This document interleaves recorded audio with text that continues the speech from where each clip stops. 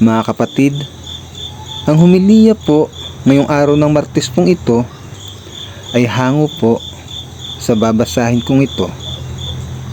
Mateo, Kapitulo 8, versikulo 23 hanggang 27. Pinatigil ni Jesus ang bagyo sa lawa. Sumakay si Jesus sa bangka kasama ng kanyang mga alagad. Habang sila'y naglalayag sa lawa, si Jesus ay natutulog.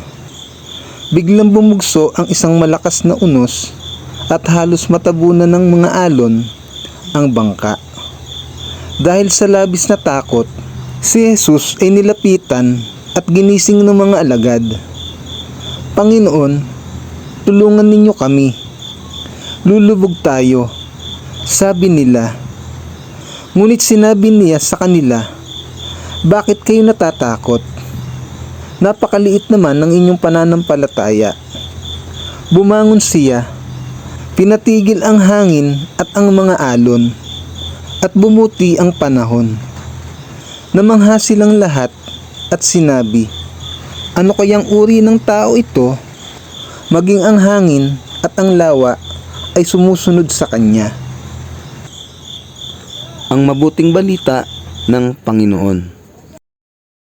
Pinupuri ka namin, Panginoong Hesukristo.